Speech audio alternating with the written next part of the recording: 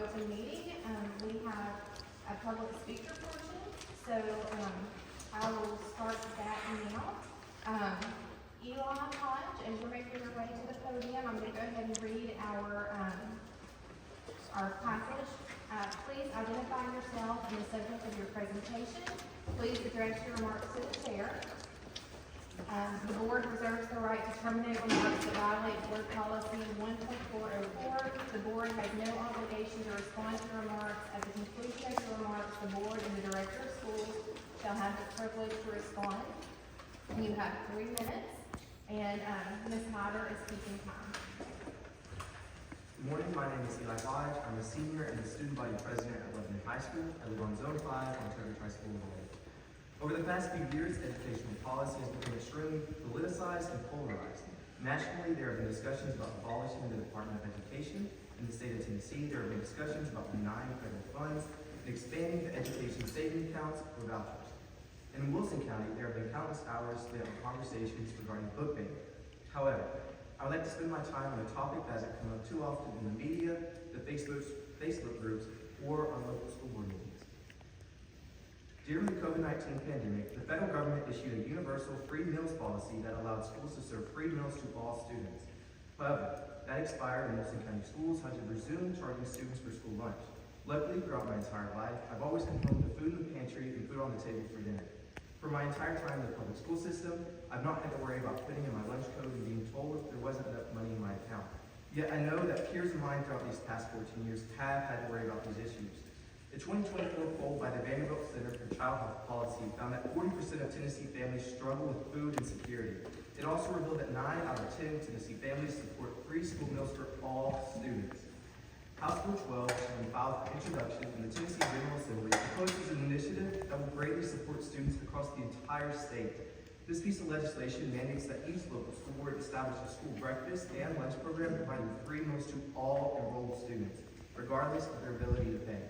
The state would then reimburse LEAs for the costs using federal funds through programs provided by the National School Lunch Act and the Child Nutrition Act of 1966.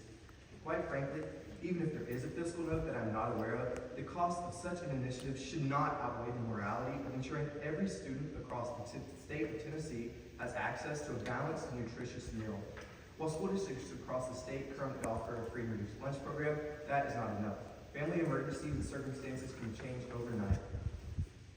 The Tennessee General Assembly oftentimes boasts the size of our rainy day fund, yet the Education Law Center has given the state an F in education funding. With few states spending less per student than Tennessee, it is clear the priorities are not in the right place. Rather than allocating over $140 million in the budget for a failed and unwanted voucher program, these funds should be redirected to programs that truly benefit our schools, such as CTE, CTSOs, and other programs such as Youth in Government that mold the leaders who will one day lead and shape the future of the great state of Tennessee. I'd also like to mention that House Bill 30. Before I conclude, I'd like to take a moment to thank Mr. Letchwell for consistently using his voice to stand up for the students, parents, and teachers of our county. Your advocacy against efforts to disrupt public education on the Hill and Nashville is greatly appreciated and recognized by everyone. House Bill 12 and 30 are sponsored by Representative John Ray Clemens, a distinguished alumni of Lebanon High School. Clemens has continuously advocated for. Thank you. Thank you for that. Judge Cochran, do you need me to read you the passage again? No, ma'am, thank you. We'll leave it to the podium, we'll have 3 minutes, and Ms. Hyder will start the time.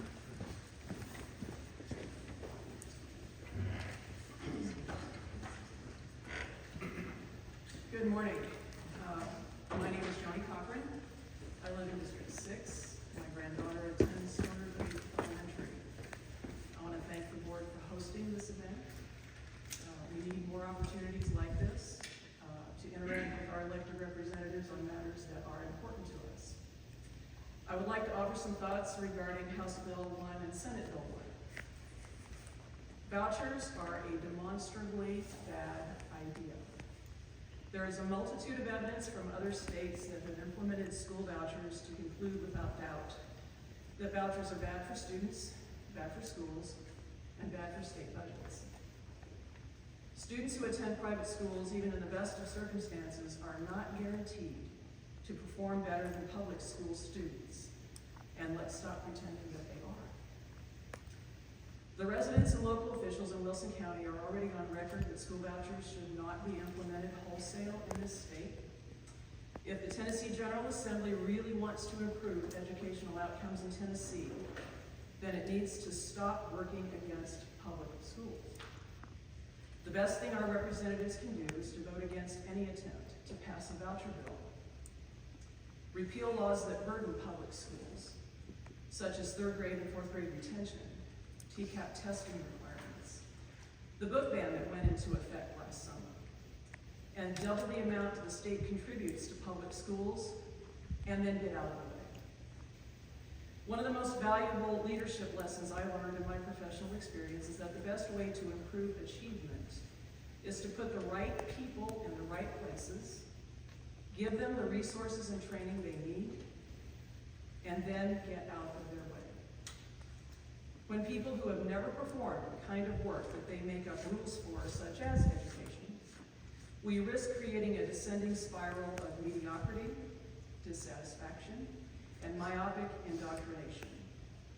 Cynics among us would say that the Tennessee General Assembly's true goal is to do just that, so that parents will want to leave public schools and push dollars toward for-profit schools run by greedy ideologues. I hope our representatives summon the courage to prove them wrong. Vote no on vouchers. Repeal the laws I mentioned earlier. Wilson County teachers, staff, administrators, parents, and most importantly, students need the legislative hog ties they've been bound with removed. We do not need another obstacle to success masquerading as freedom and choice. Kill the bill. Thank you, Ms. Cochran. Aaron Moore? Do you need to read the Constitution? When you get to the podium, you'll have 3 minutes. Ms. Cochran, Aaron Moore, I'm here as a representative of the newly reformed NAACP Wilson County chapter and as a parent of 2 students in Wilson County schools. Our chapter president, Deanne Jones, was hoping to be here, but unfortunately he's under the weather. In 2015, the NAACP drafted a resolution against school vouchers and tax credit scholarship programs. For the sake of time limits, I will summarize. The NAACP has always fought for strong, integrated, quality public schools.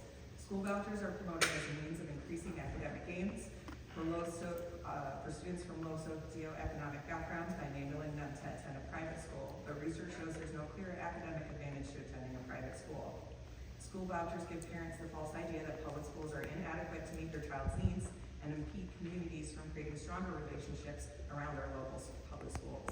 School vouchers also funnel valuable taxpayer funds into private, primarily sectarian schools. The NAACP stands in opposition to school vouchers and to the privatization of public schools. It stands opposed to the government dissemination of school vouchers as a means of undermining public education and using tax dollars to subsidize private and sectarian education. The NAACP encourages all units to provide support for public school system and to promote the public school system as the most effective way of providing high-quality education to all children. This stance was reaffirmed in 2020 when a resolution spoke out specifically against the creation of the Education Freedom Scholarship Program at the federal level. As a taxpayer and parent, I would also like to speak specifically to the Tennessee voucher bill.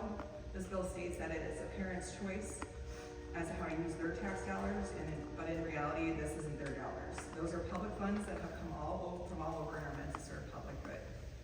This bill specifically avoids mandating that private schools provide education that benefits the general public. Unlike public schools, there are no requirements for physical education, STI prevention, Tennessee history, Black history, firearm safety, or art and music education. Private schools are allowed to discriminate in who they accept. So while students with special needs may receive access to a voucher, there is no guarantee those children will be accepted by private schools. And even though special education happens to be a public need that Tennessee public schools are currently struggling to meet. Even one of the original selling points of this is to help children of meager financial means escape public schools is false. The first year, the low-income guidelines that half of the available scholarships are reserved for is 300% of household income required for free or reduced lunch, which equates to the household of 4 income being $172,000. That is almost 3 times the median household income for the state of Tennessee. Low-income households aren't prioritized until year 2, and after the previous year's students are grandfathered in. If public schools are not meeting the needs of the public and failing to successfully educate the students they are meant to serve, it is the state's responsibility to fix that problem, not to pass it on or privatize it. Thank you. Thank you, Ms. Moore. So I wanted to thank Senator Pody and Representative Boyd and Representative Lynn for being here. I did want to provide some clarification. We invited our legislators to come speak with our board. They told us when they were available, and once we determined the whole board would be here, we as a board made this an open meeting, so the time was not selected to limit the public. That was decided before we invited the public. So I don't want there to be any misconception that our legislators chose a time that the public couldn't attend.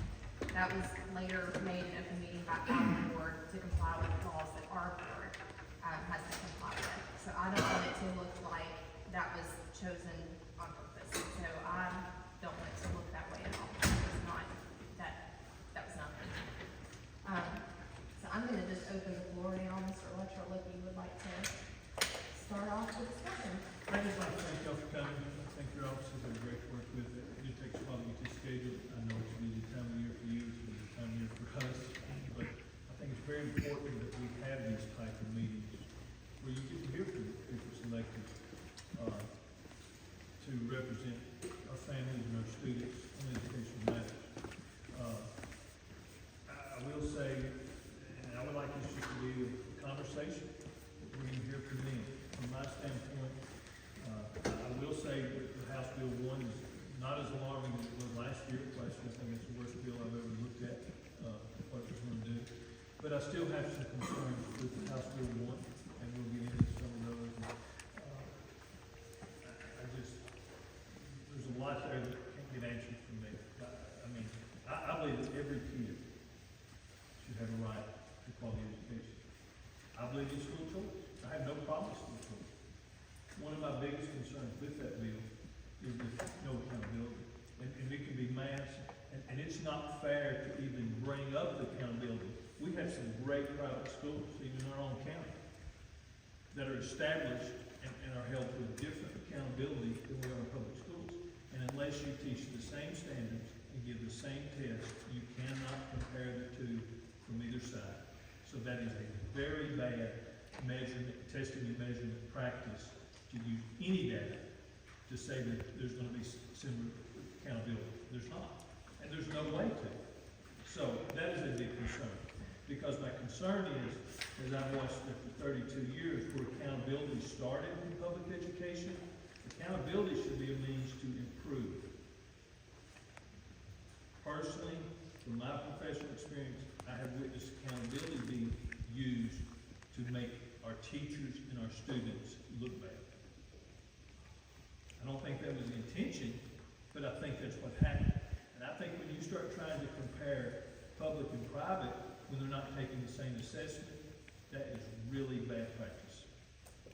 And goes against everything in education that we learn about. We don't even do that within our class. You have to look at the standards taught and the type of question. The other thing is, it has been said, and that we would not lose any money. When TISA went to funding the student, following the student, technically you can make that argument that you will not lose any money because they're not enrolled and you're not getting funded. From the flip side, if we lose enrollment, we lose money. There's a part of this bill that really concerns me where it says that if you lose students, you will not lose money. Well, we're a growing county. We're gonna grow. If we lose 100 students, we are gonna grow. We're gonna overcome that. So we will never even see the impact. Because we make budgetary decisions based on number of students projected, and we have to live with that. So we'll never see that. Another part of the bill, I think is great. There's been some attention to this bill that, because I do think, I think our schools across the state need more funding for maintenance, buildings. It's important. And we're starting to see all the reports. Y'all are getting the same reports I am of the state of our schools. So I like to see that there's some money going toward that. But the way that's written, the way I interpret it, it will only be for the highest need counties. And I want those counties taken care of. We know we're blessed in Wilson County. We're not gonna give them that money. So, as you sit here and listen, I'm gonna ask one thing now. Please hear what we need in Wilson County, and go down there and fight for what Wilson County needs, and what it represents. We've got a great education system, we've got a great private school system, and there is a cliff on funding in TISA, where it will someday be passed off to the county commission. And when I see how all of this is falling into place, I have concern where this public school system is gonna be in the next 5 to 10 years from funding. And so, I think I have to speak up to that. And that's probably all I'll say today. As you know, you can always reach out to me. I'll be glad to interject and have discussions. There's some other bills that'll be brought up, I think, today, that's interesting. And there'll be more that'll be filed, I know, from the session. So, but again, I just want to thank you for being here. I appreciate it so much. So if I can just, you're saying that the tests aren't the same? Okay. But if they were the exact same test, you'd be okay as long as they were the exact same test? Oh, I think if you're going to compare, you have to provide something, but you're going to have to implement, and I don't want to speak for the private schools, because I've got some friends that are private school administrators. You're going to have to put the same requirements on the teaching of the standards, which if you talk to a private school person, that's why they have a private school to begin with. But yes, it is not accountability until you teach the same standards and take the same test. That's just general knowledge and testing. I'm going to unpack that just a second, okay? Because the testing, if your students are testing here, they're testing there, on the same, getting the same scores, whatever, however they got there, I'm not sure what the difference would be. The bottom line is, here's what the results of those tests are. We can unpack that a little later. But then the other thing. Let me just say something. I would encourage you to go learn what tests they're using. Because they use really, their suite of tests, most private schools, comes from the Stanford suite of tests. Or the Iowa suite of tests. Which years ago, that's what your public schools were used at. But when we went to TCAP, it's 2 different tests. I understand. So if it was the same test, though, you're okay with it? I have to interject and also say they get to pick and choose who takes the test. While public schools take everyone, private schools get to select the students. That's a big difference. So you can't say, but you're taking the same test, but these are only gonna take the best and the brightest. Y'all take everyone, but we're gonna brag on these schools because they get premier scores. Why can't y'all do that? We take everything. So I'm going back to this bill is only requiring that if they accepted money, that those students would be required to take the test. Not everyone in school, we're just saying that the students that accepted this money is the way that I understood that. The other thing you mentioned was a cliff on TISA coming back into the county. I'm not seeing any of that data or that projection. Where are we getting it from? I'll be glad to show you the sheet. It comes from the State Department. It shows up at the line director.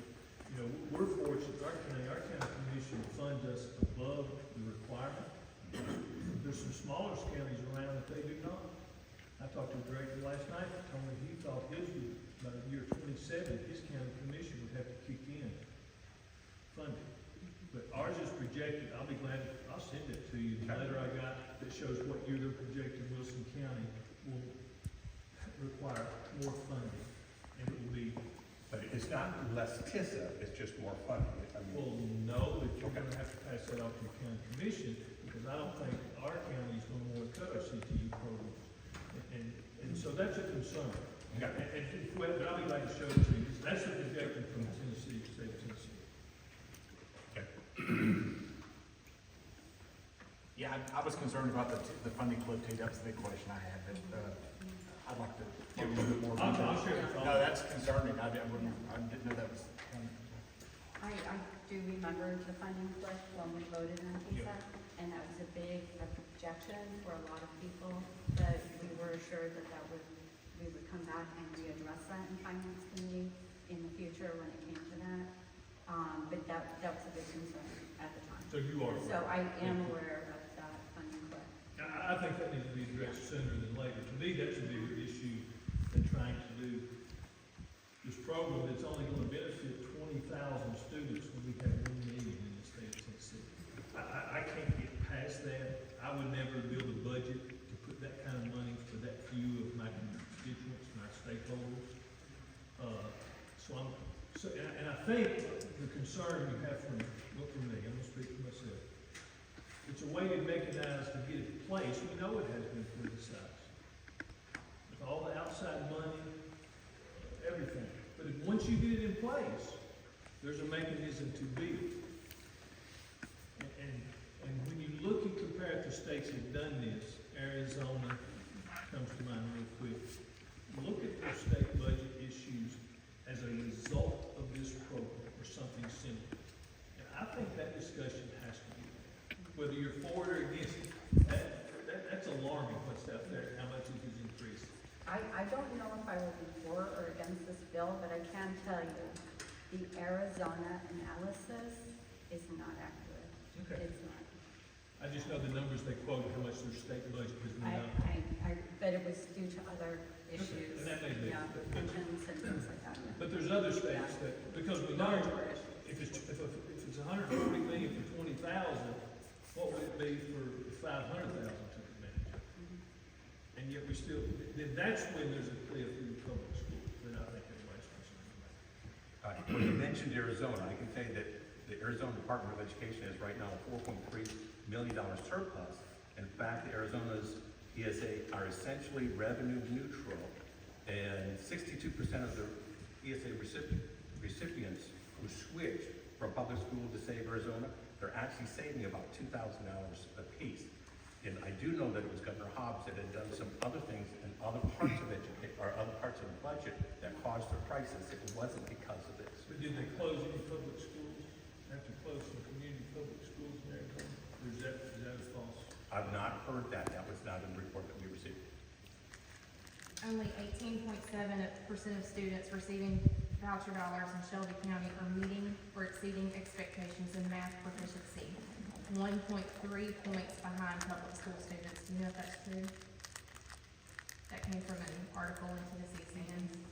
Okay, I don't know if that's accurate or not, but I do know in Shelby County, because we've only got just over 3,000 schools across the state, or there are several counties that are doing this right now. Some of them that were put in, they've taken some of the lowest performing students and put them in there. So it wasn't the average student that went in there. So we're starting with that as the basis. It's not fair necessarily to say, here's where we're starting. We've taken some of the lowest students and put them in here, and we're comparing them with the total average of what that is. But I haven't broke those numbers down, but we can continue that discussion on the That'd be panel. a good thing to look at, spending this money and they're still underperforming public schools. But also remember, the program that was run in Memphis and Nashville and Knoxville, that was embroiled in a lawsuit for a long time, and they were not able to commence that project. That has basically just commenced. It's very little data, and so the students who are in that program, there simply isn't enough time yet to really get data to look at and be able to analyze it. And as Senator Pody said, those students are, in a very difficult, academic situation when they went into that program, and you have to give them time to make amends and see if something will work, and God bless them. I'll tell you, we have grandparents who come to us, they're raising their grandchildren in, Memphis and Nashville and all that, and they beg us, literally beg us, to have a program like that, because they just love their little children so much, and they know what happened with their own children, and that their own children, things just went very wrong, and now they're raising grandchildren, and they just want to try a different way.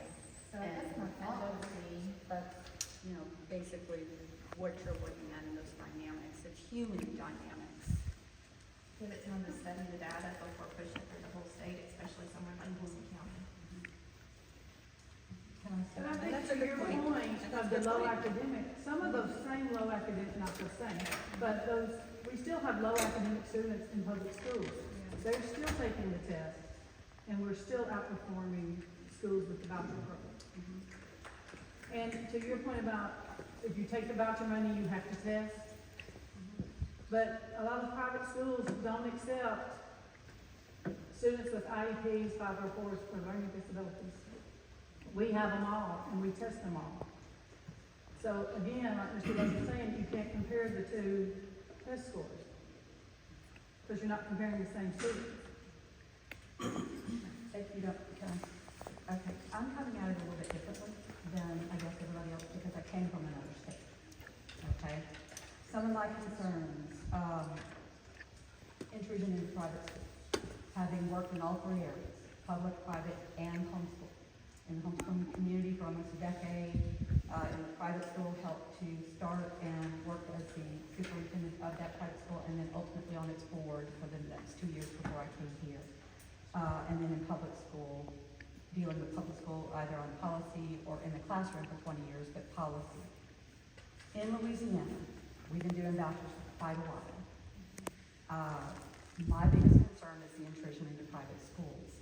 The public schools in my district, because it's very similar to Wilson County, wasn't really effective because the parents there were very much nostalgic.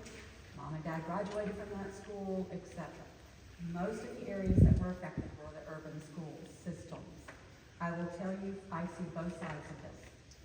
Having gone to New Orleans, sitting down with those parents during State Board of Education meetings in the Recovery School District, those parents aren't concerned about academics, to be honest with you. A lot of them said that their reason for wanting to use the voucher was to get their children into safe schools because of the situation that they were dealing with in their district.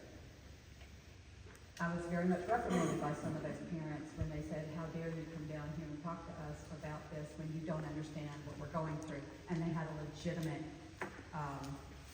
argument there. However, the private schools, what I saw in the private schools that happened with the vouchers, I'll speak to one specific because a friend of mine worked in that school. Many of the parents pulled their children and put their kids in this private Christian school because of the Common Core coming into their public schools. They did not want their children to be doing the Common Core curriculum. The school ended up taking 20 voucher kids. The state required those kids to take the state test. Well, the state test is based on a different set of standards, the Common Core standards. And so what ended up happening that first year was they were using their Christian curriculum with their tuition-paying students, and they were using the Common Core with their voucher kids because they had to take the state test. In the next year, during that next summer, as they're planning, I get a call from my friend. They are now doing Common Core in the entire school. They have jettisoned their Christian curriculum because they had those kids that had to take the state test, and it was too hard to do both. What happened was many of the parents who had pulled their children because of the Common Core have pulled their children from that private school. The private school begins to take more voucher kids. Now their budget is dependent on the state dollars, and now is basically an administrative arm of the state. That is a concern for me, for private. If we want school choice, which we already have, by the way, we can choose either one of these. We can choose public, private, or homeschool. What we're actually talking about here is fiscal capacity of people to make that choice. And I understand that. I was raised in poverty. I get it. I didn't go to fancy schools. I went to whatever school my parent was near. We need to think about that when we're thinking about that. The assessments, the state assessment is criterion reference. I mean, it's on a set of standards. These other tests that they're putting in this bill right now are norm reference standards. You can't compare those two. They're not comparable because one is based on an average, a bell curve, and the other is based on specifics of testing. Another one is, I hear a lot, well, first of all, I was in a meeting with several legislators, and this is what I heard. We can control private school now if we want to. That is a concerning statement. It's almost a threat. And to me, it came across as a threat. If you don't do what we want you to do, then we're going to come in and we're going to somehow put some onus on the private schools. That is concerning to me because my concern is that we have freedom. And then the idea that we have competition is being in these meetings as well. There is no competition between a private school and a public school when you tell us what we can and can't do, and the private schools don't have that. You can't do the comparison. So right now, we would do our reading program differently if the state didn't require us to do RTI in a very specific way. We would do our physical education differently if we didn't have the state telling us that we have to do so much in so many ways. I had a legislator tell me that the state can't mandate content, and I'm like, but you do. You tell us what standards we teach, and you tell us what tests that we take. So those are all concerns that I have. And so I'm on, I can see both sides. I can see parent sides of wanting the vouchers. And they are many of them in desperate need of, if you're in a district where 50% or more of your kids are in failing schools, I get it. On the other side, our district is probably not going to be affected. So you already have the vouchers within the districts that are struggling. So there's a lot of things that need to happen if you want to make true competition. Give us some freedom. We can't even choose the curriculums that we want. We can only choose from the state list that's been approved by people we didn't have any input into what curriculums are offered. And if you look at that list, it's coming from big box companies that have agendas that I've been fighting for a decade. Those are my concerns. So Dr. Myers, again, I want to make sure I'm clearly understanding, because there's a disconnect between what I'm being told and what you said. I'm with you, valid, there's valid. But on one point, and I met with the State Board of Education, I met with the Department of Education, and I've asked them actually to both come together to meet with me. You're welcome to join me in the meeting, to say, here's a list that you approve. This is a list of criteria that the schools can choose from. However, does a school have an option to choose something else? And they've always told me they absolutely do.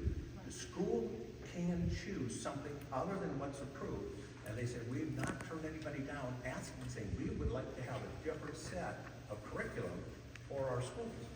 Now, it's a default that people will say, well, here's the ones that they've approved, so we think we have to go with that. But that's not what the State Board of Education is telling me. That's They will not what offer a waiver. Okay. They will offer a waiver, but the thing about it is, either you're gonna take a boxed curriculum that they will evaluate, which is not something I would want. I've talked to Mr. Lecter. I would like our own district to come up with its own curriculum, and honestly, that's a lot of work. And then wonder if it will be approved by the state. So the question is, do we put all that work into it and then have the state tell us no, because it doesn't fit whatever? It's not so much that they won't do it, it's how much work are we gonna put in with maybe they will or maybe they won't. Well, I would tell you, I would be a very strong advocate if you came up with something and they turned it down. We would be having a much different conversation. If they ever turned you down and they come back and told me that there was choices, I would be very frustrated with what I've gotten. So if you do want to go down that path, then I'd be very happy to meet with them ahead of time, saying, what are your requirements for a waiver? So it's clearly written out. But if they would turn our school system down for a waiver that we went through the work to get, that we wanted, I don't know a stronger advocate that you would have than me as going against it. We've seen other counties get waivers though, and then be accused of not being in compliance with state laws. So if there's documentation on that, I'd be very happy to look at that as well. It Because I was don't. in Sumner County. Okay, and they've gotten the waiver? Okay. Boyd and Wisdom, actually, that whole situation, it's a long, drawn-out situation, but that curriculum actually failed. It failed when they went through and they did the evaluation of it, it actually failed, I think, twice. I And then- wouldn't vote for requesting a waiver. And then, what ended up happening was the committee for approval was switched out, and then suddenly Boyd and Wisdom became approved.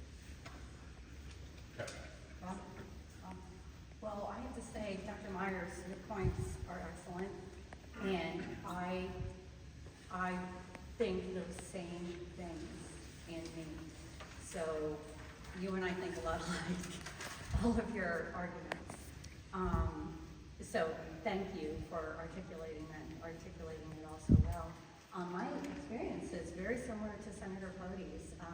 You know, the state standards are simply the minimum standard, the constitutionally guaranteed standard of what your child, my child, is guaranteed to be taught in any given grade.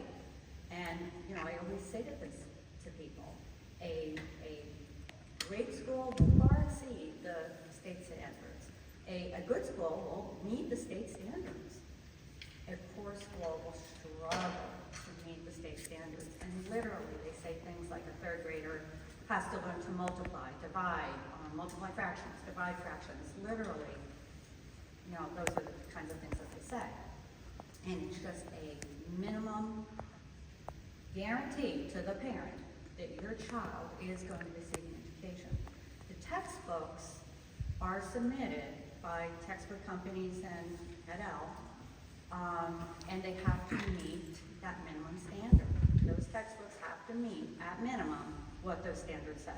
They can teach other things too, but they have to teach that.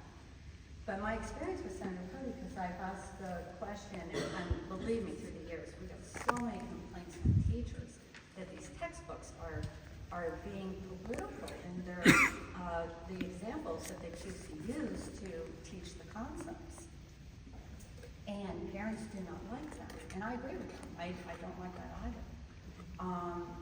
And we have been told that if a school district wants to see another curriculum course out there, textbooks, they can submit it, even submit it piecemeal. Maybe you find something that's great for your K-12, or I'm sorry, K-6, and you like that, you can submit it. And as long as they teach the standards, the minimum standards, you can use that. So we have been told that, and I'm sure it's not easy to find a curriculum.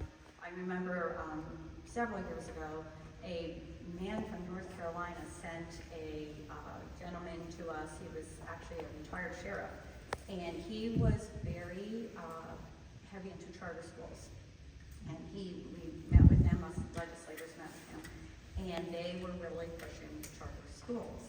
And I said to him, you know what would be so much better than charter schools? Develop textbooks, whole curriculum, and make it free. Make it free. Your benefactor here, who's sending it to us, is a billionaire. Have him put together an organization and make the curriculum free to our schools. How wouldn't that help? But they would be clear. And then it's not just charter school kids, it's everybody. You're gonna teach to the TCAP. That's just exactly right. And the Teachers TCAP is are being testing to the evaluated. standards. Yes. And I'm gonna be honest with you, they're overwhelmed. Right now, this state requires teachers to do 30 hours a year of professional development. You don't even ask doctors to do that. That's a lot. Doctors do 20 in 2 years. And I've asked several legislators, y'all need to hack that. Because if you're telling our teachers that every single year they have to do 30 hours of professional development, we're not giving the university, something's happening in the university if they need that much professional development. Those teachers need a break because there are mandates coming down and pressures coming down on them. But talking about the TCAP, teachers are going to teach to the test because their evaluations are connected to that, which is something I never had to deal with as a teacher. I was evaluated by my principal and my parents. And so, and you know, when my kids went off to the university, our state had something called first-time freshman report that allowed us to see how our kids were doing 1 year after they had been in the university coming out of our schools. And the details would go all the way down to specific schools. But the TCAP, we can't see it. And people tell me all the time, well, our kids aren't on grade level. I don't know what the test is. And as long as I don't know what that test has, I don't know what proficiency actually means. I don't know, because I can't see what they're being tested on, or whether those standards are being met, because even legislators, I'm being told, are not allowed to look at it. Right. And they're saying, we can't. Yes, you can. Massachusetts did it in the 1990s. After testing, they held some test questions back for reliability and validity from year to year. But then they published the test, so the parent, the teacher, and the leaders could know exactly what it was they were being tested on. I can't tell you whether our kids are proficient because I don't know what they're being tested on. So I can't tell you, we've got an amendment on SB1 to show the test. As an entire TCAP test. After it's taken, that during the summer, the teachers would have access to the test. But just to fill you in too, the state standards were developed by Tennessee teachers. The State Department of Education got Tennessee teachers together, and they developed these state standards after we abandoned Common Core. And the TCAP tests to the standards. Supposedly. Well, right, I no can't one see can it. see the test, I can't except the see it. I students. can't evaluate that. It's a- But, you I'm know, into a that's. trust but verify rule. Right, that's in what my we're work. told, and the reason they don't want to, we hear this at finance all the time, because we deal with the money thing. But the reason they don't want to reveal the test is so that they can use it again, and not have to, keep developing tests, because it's so expensive. And that's why they don't want to. Well, then maybe talk to Massachusetts and see what they did in the 1990s, because they were able to do it. Just a quick question. Thank you guys so much for being here. It means so much. I know we usually line probably 99% of the issues going on, and this is just something that thank you for coming in and clarifying some things. My question is, if there's a child, there's a family being at this level, and I know you still deal with the same level, and they do apply for a private school and they're denied, what because of an IEP, because of a disability, what are we supposed to tell those? We're supposed to tell those families that get excited this bill's getting passed, and then they apply, they get approved, and they go, and they're denied for whatever reason. What do you guys recommend? What should we tell these families that have hope of getting out of this school and getting better services, whether it's IEP because they're not being serviced? What should we tell those families once they're denied?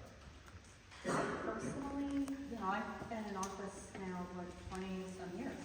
I personally have never heard from a family who has been denied to a private school, but that may be that they just never called me, who knows? But if they were denied, it may have been that the private school said, And it could be a we don't litany. have It's, we would be doing an injustice, we don't have the ability to teach what your child needs, we don't have that. So that may be, if someone was denied, why they were denied. What do I, what would I tell them? I would probably talk it out with them and say, well, what were you told? Because certainly you can't deny someone on, race, creed, sex, any of the protected classes. So it likely would have been an ability to meet the needs of that student.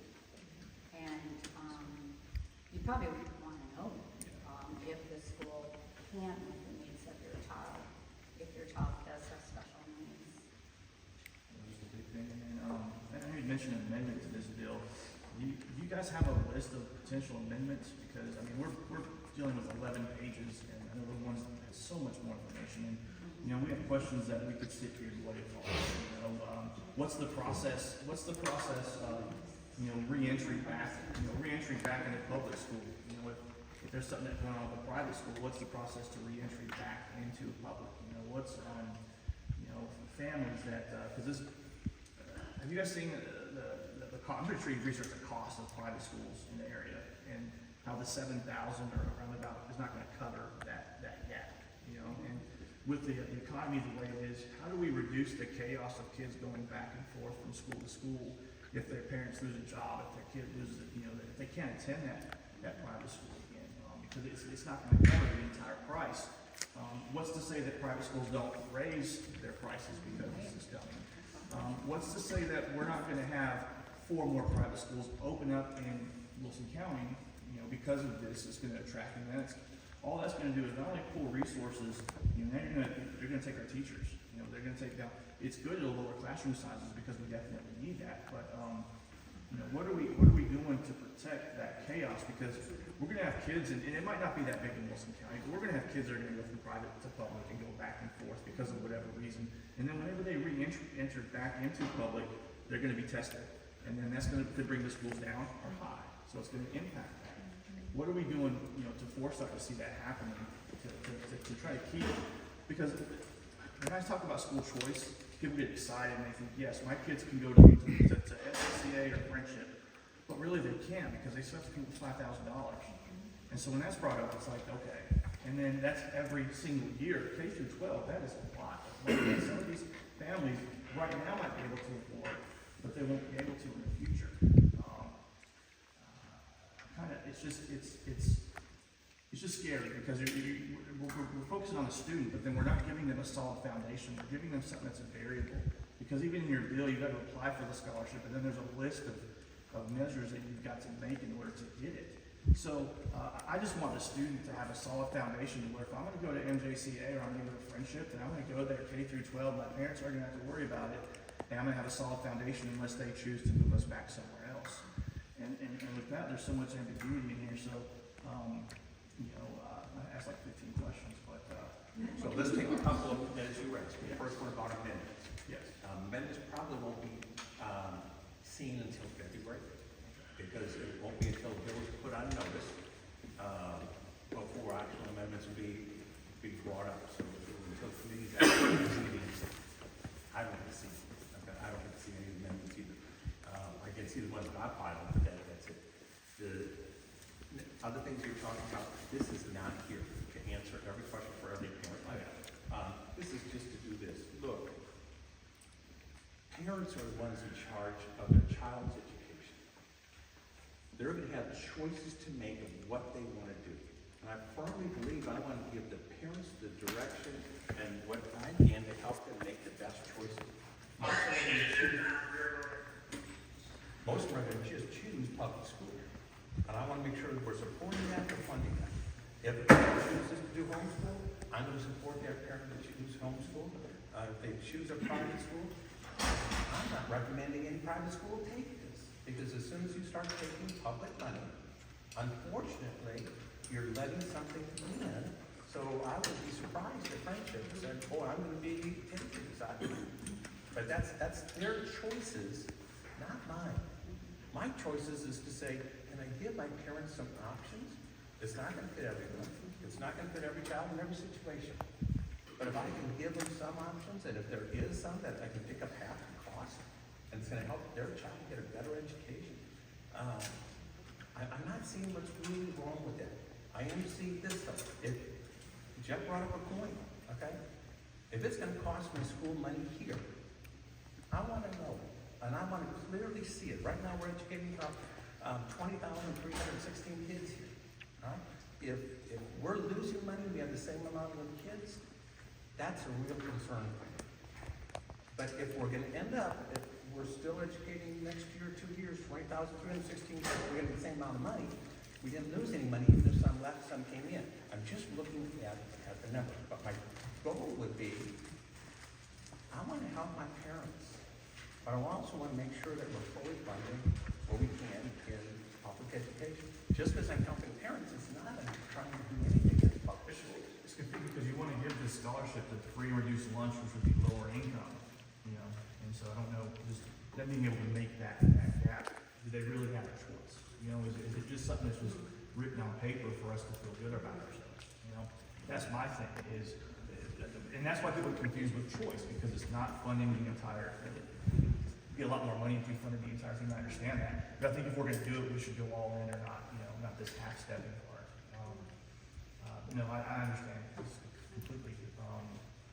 It's just, it's that solid foundation, that kid to know if he enrolls somewhere, he's going to be able to stay in that school and not be, have to move because of a financial situation that changes because of this scholarship, and that's just I guess, the way the bill's written. And that could happen to any family though. Even right now, Yes. a family, they could lose their job and they can't afford the private school anymore. That could happen at any time. Last year's bill and this year's bill excludes the homeschoolers. last year's bill specifically excluded micro schools, if you've ever heard of a micro school. Yes. And I don't see that this year's bill does, but what a micro school is where, maybe like 3 or 4 teachers get together and they decide, we're gonna start our own school. And they can take the voucher as the tuition to form their own school, and their school could specialize in some things. Maybe they'd have a micro school on home economics, or maybe on business, or maybe on, we've got farms, beautiful farms in our county, on horse or animal husbandry, or whatever. They could start a micro school. I don't know that this bill will do that, but it has happened in other states. West Virginia was the first state to pass statewide school vouchers, and they did not exclude micro schools.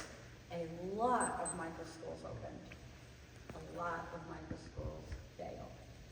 But I personally, I know the legislator who passed that bill in West Virginia, and she said, but that's what it is. It's an experiment in, education, and we're trying to get somewhere and try to see what works and what doesn't work. And they were the first state. And other states also do allow those micro schools. They're much more casual than a public school. They're probably really run more like homeschool school, but I don't know if this bill will exclude that. I don't serve on education, I've never served on education, and I can tell you, the number of amendments that the bill will see is going to be so many. Yeah. Just like last year. Last year's bill in the House was a Christmas tree. And we don't do that in Tennessee. They do that in Washington. They make every bill a Christmas tree. They hang on a special favor for everybody and his brother. We don't do that in Tennessee. And that was very disfavored. Even the House members didn't want to vote on it. The Senate said they absolutely would not do that. That was the House version of the bill. Senate said they absolutely would not do that, and of course they killed the bill. So, we'll see what happens. This is 11 pages, and it looks too good to be true sometimes, It's like, what's gonna be, we were all opposed. The bill last year, like Director said, was horrible written. It was, and I'm just very concerned because you gotta think that the trust in government is at an all-time low right now. Hopefully that changes in the next couple of weeks. But the trust in government is at an all-time low, and reading this bill, I'm just very concerned. We've been talking about the autonomy of the private schools.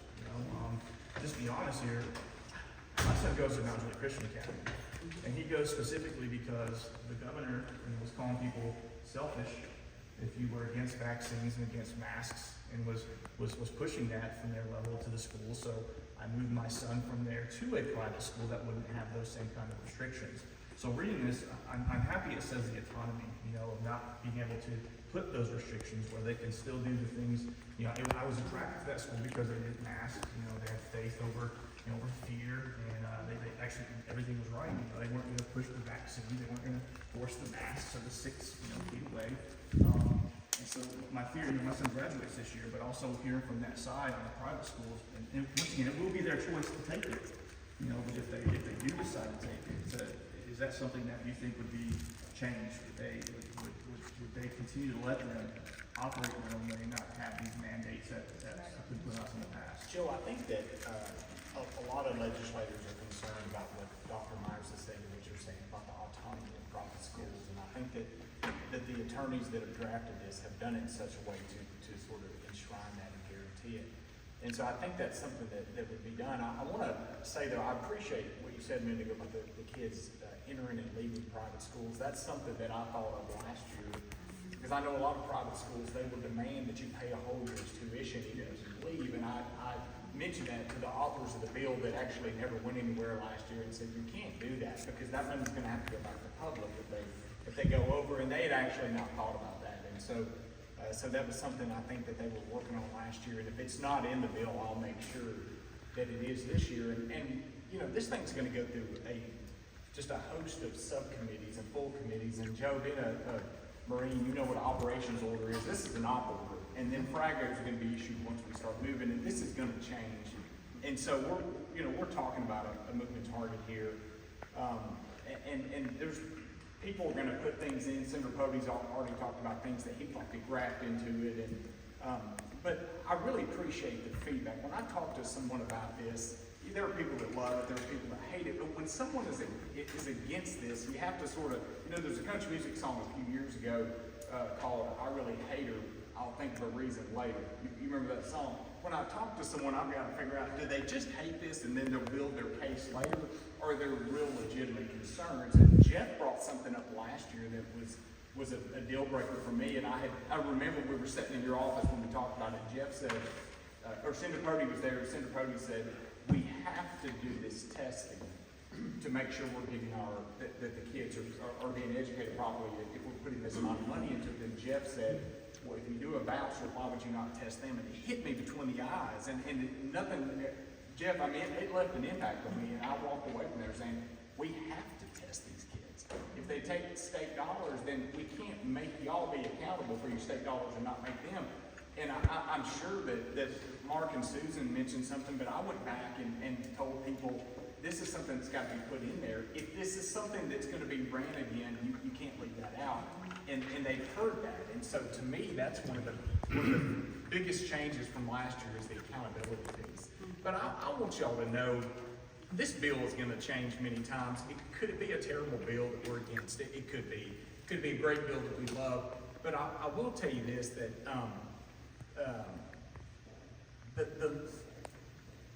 I don't look at this as a public versus a private.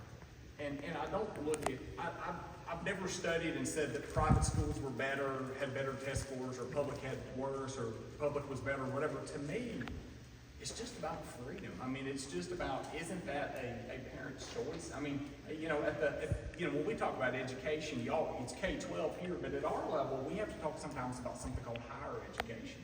And that's the University of Tennessee system, the independently or locally governed institutions, TCAD, Tennessee Board of Regents, all of those. We build buildings for them, we give them a lot of money. But when kids decide where they're going to go to school, whether they're using Tennessee Promise, Tennessee Hope, the Montgomery GI Bill, or they're using Pell Grants, we don't tell them where they can go. Sometimes they choose a more expensive school like Belmont or Cumberland University, and that financial aid will only go so far, and they have to find a way to pay the rest. That's not really our problem. That's the parents and the student get to decide where they're going to go, and they have to make those decisions. And so I don't want in any way, if y'all have ever felt slighted or felt as if we were implying that private schools perform better, I'm certainly not saying that. I think we have great schools. And so I'll stop there. I'll talk to them. Okay, so college is different. So Susan, earlier when you said about a special needs child, you would want to know if a school couldn't take care of their needs. Public school doesn't do that. If a public school has a child that comes in their zone, it doesn't matter what your needs are, we find a way to take care of you. Private school doesn't do that. As far as hearing private school and protecting their autonomy, I serve on a public school board. I understand private school autonomy, and I understand we have school choice right now. We have homeschool, we have private school, we have public school. Fine with private school autonomy, but this is a public school board, so if we're going to protect private school autonomy by then taking public school dollars, give us back our flexibility. As far as, I have 3 questions. If a student transfers back to public school, do we get our money back? If they had given that voucher to private school, do we get our money back to fund that student for the rest of the year? You will not lose money. So if that student's left, you're still getting that money that first year. So does that cost the taxpayers twice that year? Yeah. Me as a taxpayer, I'm gonna have to pay for that student twice with that voucher. We are making sure public schools do not lose. So Jamie Barrow, as a taxpayer in Wilson County, will pay for that student twice that year. I want to hear that. Okay. All right. How is this good for Wilson County?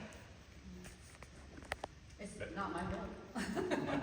No, but you're my representative. Sure. So this is what we're doing. We're giving Wilson County parents, we're giving the state of Tennessee parents choices and options.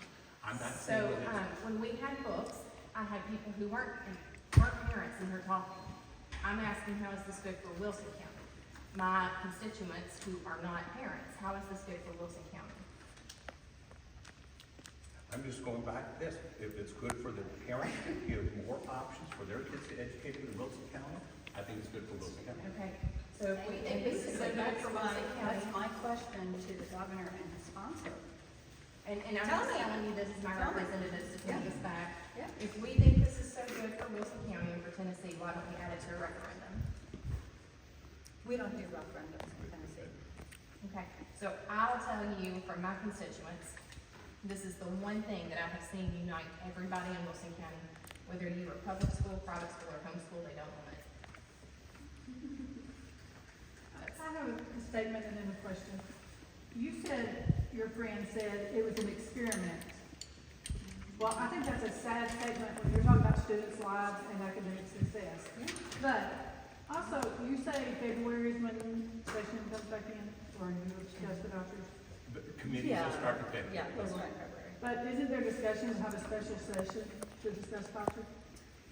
I mean, people casually said it, but I haven't seen the governor. I have not seen any Okay. call for a Yeah. special session. Yeah.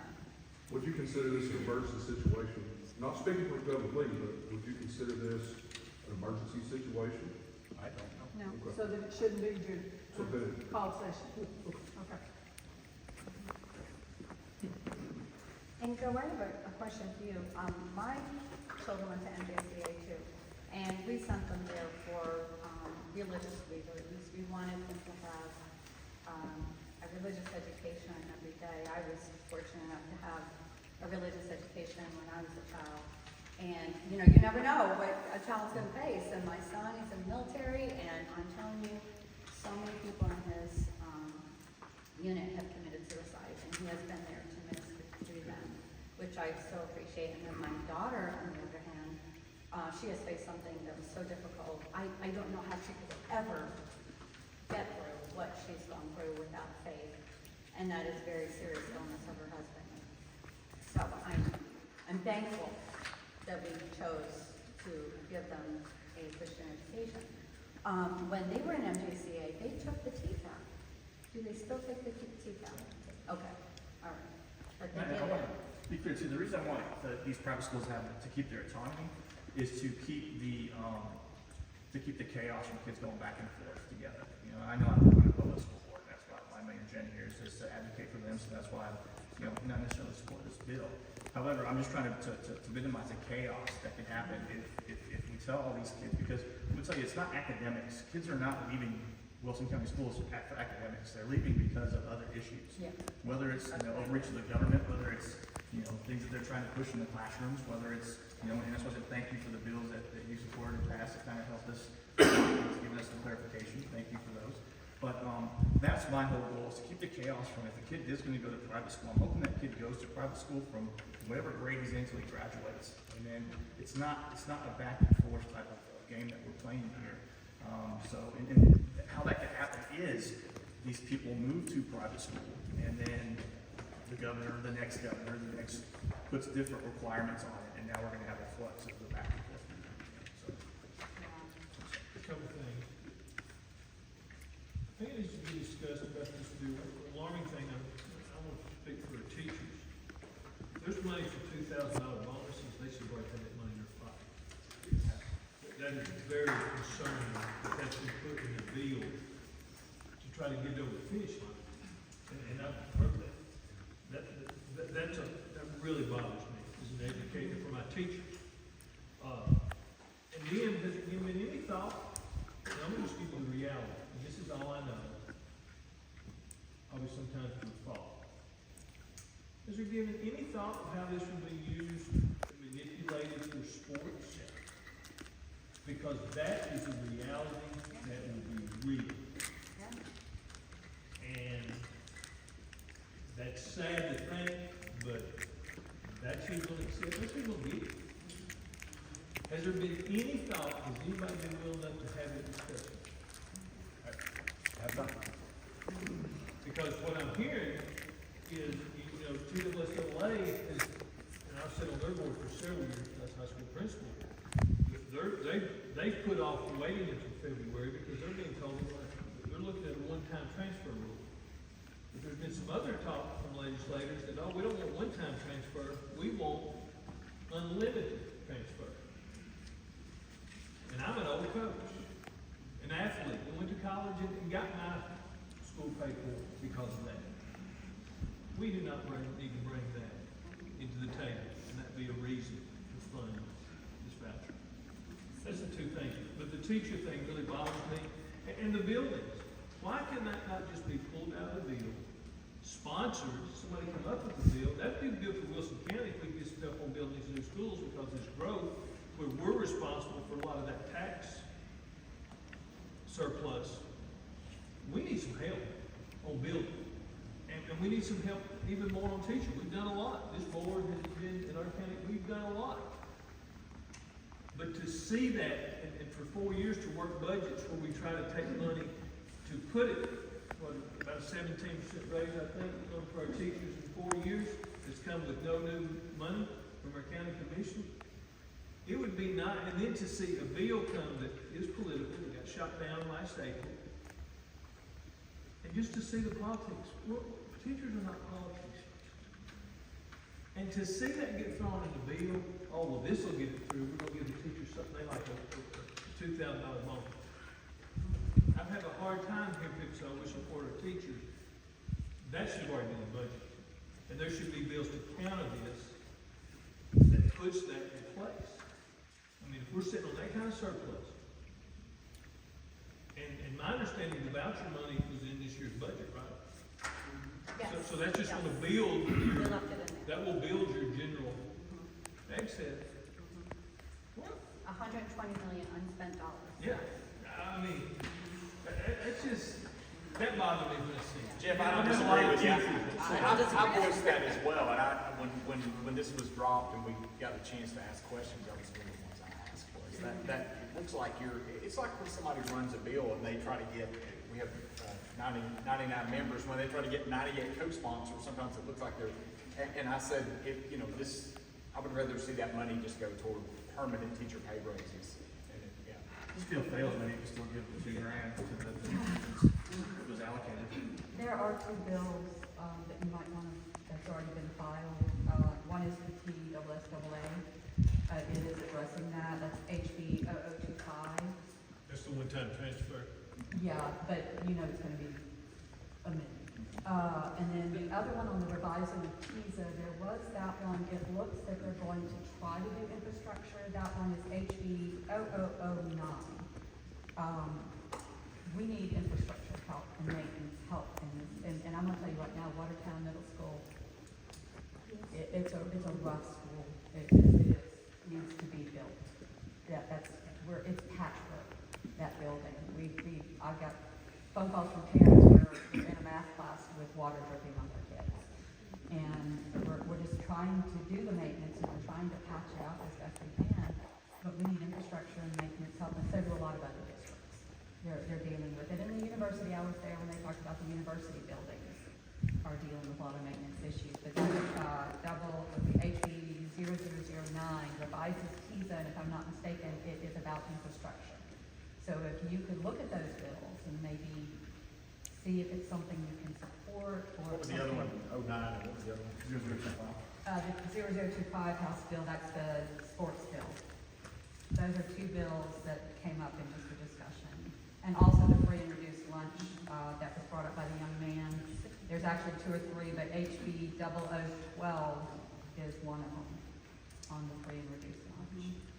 So those are, some issues that I've seen come up in the bills that are being filed right now. Representative Stupicki is the sponsor of 25, and he was the sponsor of the governor's education freedom bill last year.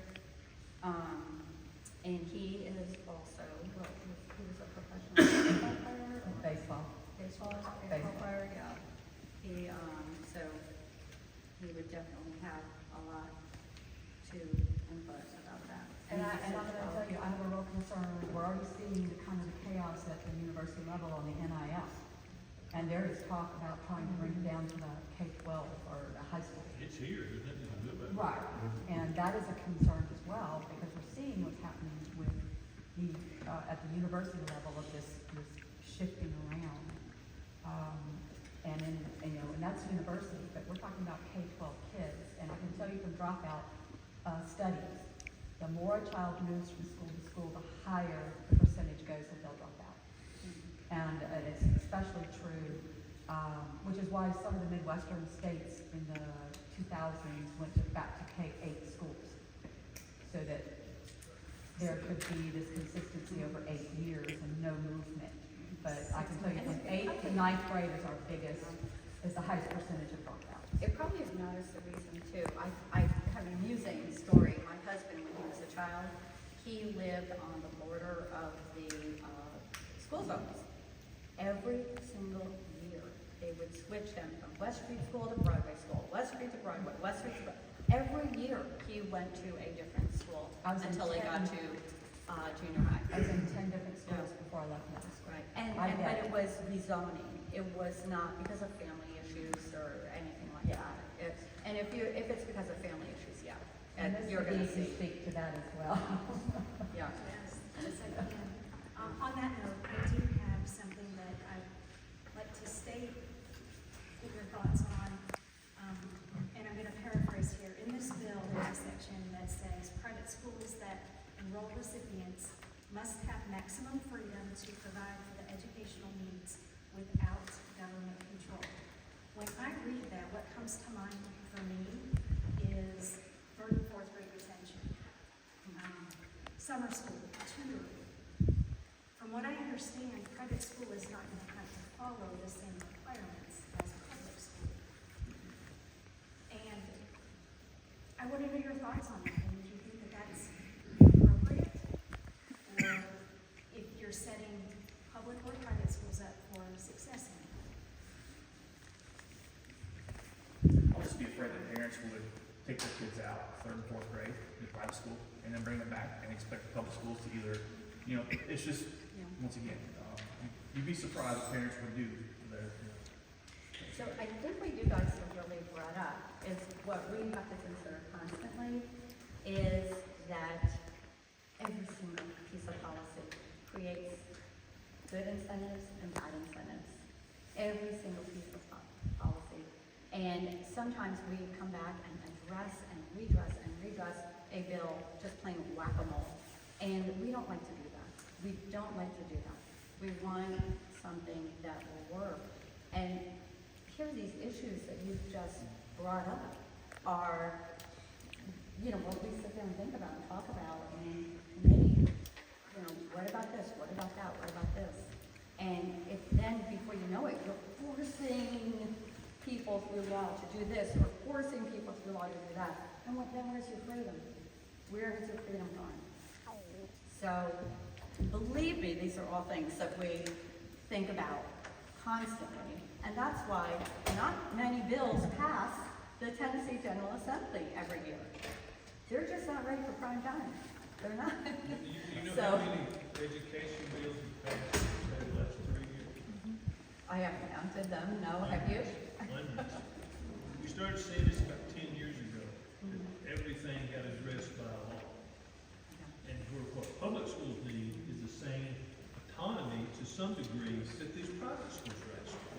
We need to get back to where your public schools are the authority, and they run the school without everything having to be, my elementary schools, we are told how many hours a day to teach everything. So, maybe it's time to look back. Have we put too many restrictions on our public But schools? let me tell And they you, lost our freedom. We lost our freedom. every single one of these laws was brought because somewhere in some county or some school district, something happened. And a legislator said, I'm gonna file a bill because I don't like that. That's how these things happen. And then you all have to live, the whole state has to live under it. So that's how these things happen. And so you wonder, how do we get is because literally, in some schools, some districts, somewhere in the state, something happened.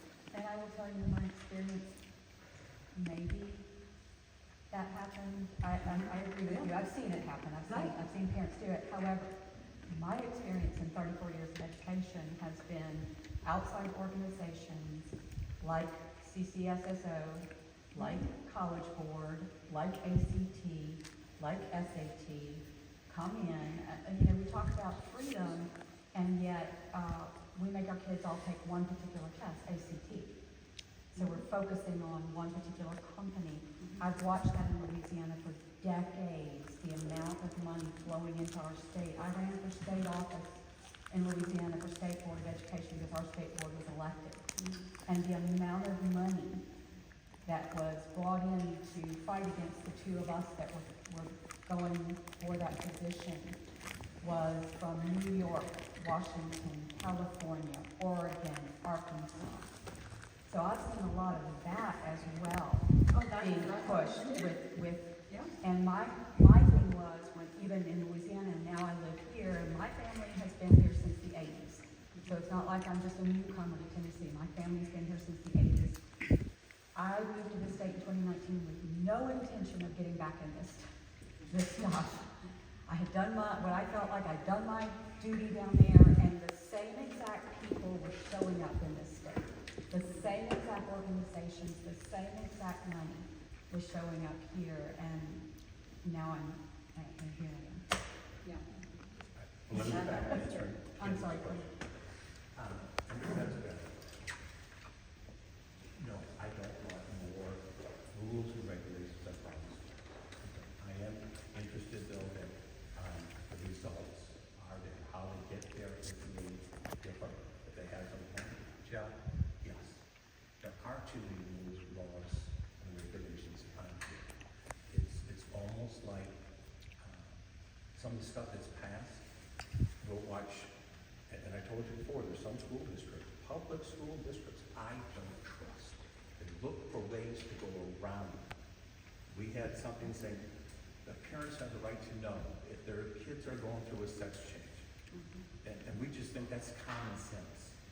And so there's a school district that tried to make a rule to say, if we're giving college advice, we want to make sure that we can give advice on everything that's worded in such a way that it counted, so that the parents said yes, they thought they were saying yes to college, but it turned out that they're saying yes to other things. And it's so frustrating as the legislators, that's not the intent. Then we gotta make it stronger to do this, so because of somebody's trying to find a way of what we're trying to do, we just said, hey, empower the parents. We don't want it. Put more rules and laws on school boards. You guys, you know I'm on the committee. Y'all watch me. I said this thing. We elect school board members to make school board issues and to make those choices, to make that what's right in Wilson County might not be right in somewhere else.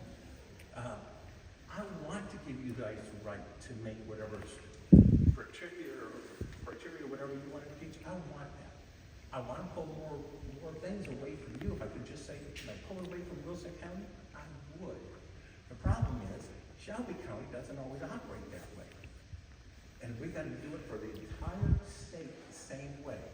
It's almost like, you know what, if you got a bunch of great kids, but you got two that are acting up, then you got to make a rule. You got to make a rule for the two that are acting up, but everybody has to play by that. Sometimes that happens in this. Not that we want you all to have more rules or regulations, and if I could force them out, I would. But it's got to be a team effort. I look at this, first, this is more government. So we have another, like, what funding source is this coming from? What ultimately, if it continues to grow, is it gives 5,000 more, 5,000 more.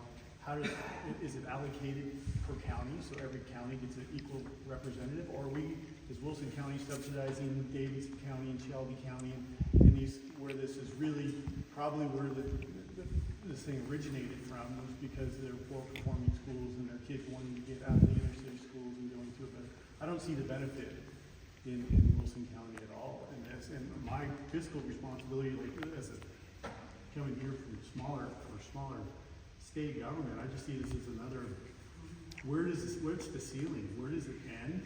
If it keeps going 5,000, then where do you start taking money away from other things in order to fund this? Because now it has to grow at some certain level. I just don't understand where the ceiling is and where the end is, and who makes the decision on who gets these? And is there an equal representation ultimately if this thing gets approved for people in Wilson County? Does it all go somewhere else? And we're just paying for it. It's gonna go back to one question Joe has, and saying, what about amendments, and what about this? So I have filed an amendment on this to make sure it doesn't come out of general funds. It would come out of specifically the sports betting fund. And if there's enough money there to do 1,000 kids, there's enough money to do 1,000 kids. If there's enough money to do 10,000, I don't know. I don't know what that number is, but it would be only based on the money that's coming from that. It's a separate source. Public education is not getting that money, so that would be coming directly from a new source of funding. And in the bill, it doesn't allocate how they're going to be saying who gets first choice. So I am very comfortable saying that these come from a separate new allocation of funds, not from the general. But the Joe's allocation determines programs. So you have the allocations this year, sports betting is great, this many kids gets it. The following year, It would only come from their period, just like the lottery funds. Right. Lottery funds only go to certain if you things. don't have enough allocations for what you have in place, where does it go? Do they lose their seat? So if you commit to it, we have to continue to fund it, but there would just be, if there's no money for new kids, there'd be no money for new kids. For new, but the old kids, but the ones who previously had vouchers would not lose it. And then, Right. one more thing, I'm sorry. No. One more thing. Does the voucher, here's another concern. Let's say that we have a child, is the voucher going to come to a public school? In other words, it's freedom, what if they choose to cross to a county? Because that's a concern from a lot of people in the state that, for example, if you live next to an urban, but you want to go to suburban schools, are you going to allow the cross-county use of the voucher? I didn't see it in this bill. But it might be an amendment, It might be. Because it was last year. Yes. right? Which So for example, I only go to McGavick High School, I'm gonna go to Green Hill High School. Right, exactly. And if they use a, But then that places a burden on the county here, because now we're going to, the source of the money is, are you gonna make Davidson bring over the finances with that student to make up that balance? That was a big discussion last year. Right. I have no idea what amendments may or may not be. Under this bill, is a student currently in private school eligible? No, I don't believe so. I no, think they have to be. they're not. I was in a meeting where they said yes. I thought it was. Then Well, I agree. I don't. And with most of these voucher programs, I think usually the average is 70% of who receive the voucher have always been in private school. So, when you look at it from that, is it an entitlement program for the select few? That's just a question I have about it. That's concerning. It goes back to that 7,000, like, they got transportation, you know, so there's so many layers, of what, you know, so when it says school, I'm like, that family on free and reduced, they don't have a choice. They got the same old sandwich they got yesterday, but we're making it seem like they do. that's what I was saying. So, how is it helpful to that's, the county? and that's just me thinking, because I mean, my kid goes abroad, I have to pay a lot of things up in it. Fortunately, I made, you know, I buckled down to it, but not everybody can do that. So, you know, what about reduced lunch? You know, if the kid eats reduced lunch and goes to MJCA, does MJCA have to take reduced lunch because they're not gonna, you don't pay for your food? It's all these little intricacies of this bill that no one's, you would think the experts would sit down, that like, people that are living it every day, that could just give you a wealth of information to make it easy, to make it right the first time. And I'm sure you've heard this before, I'm sorry, I don't mean to just talk, but I just beg that you would get lower level people on the ground in there to say that's, you know, like, this is the timelines, this is what, have you thought about this? Because it just seems like it's not happening. And you know, tuition doesn't always, It doesn't. There's a lot more money that goes to go to a private school than tuition. And so, I mean, those are, The church supports MJCA. does. Yeah. So is this gonna make every child eligible? No, there's no expectation that this is gonna make every single child have that. No, the only thing it is, it's going to help some, it's gonna help some.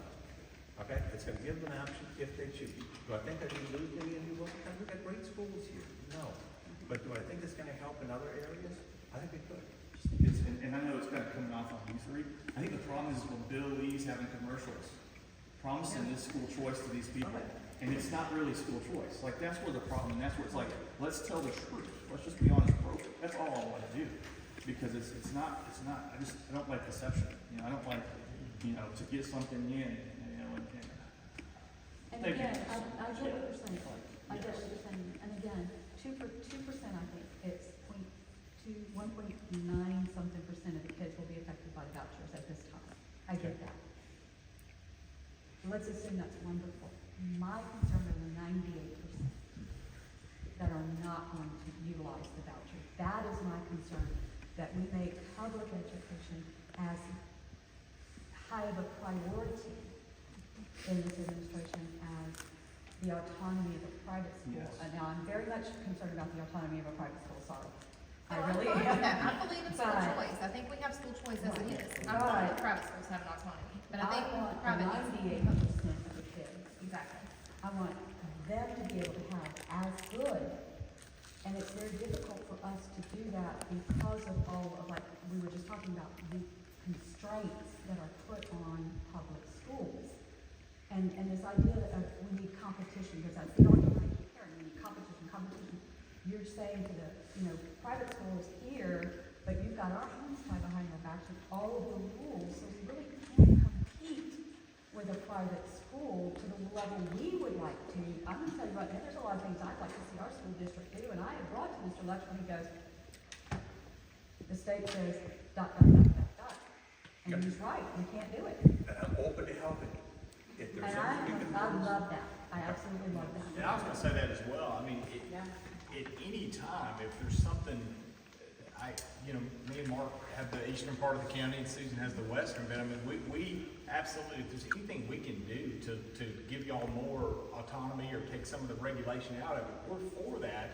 And Jeff has made suggestions in the past, but I'm open to that at any time. Some of those are strings that are attached from the federal government. Now, certainly not everything, but I will remind you, a couple of years ago, there was a committee that just said, I wonder how many strings are attached, and they just looked into it, and they had a tremendous amount of backlash from people that didn't want them doing that. And so apparently people do like the strings that are attached. I can Yeah. promise you there's a lot, but Yeah.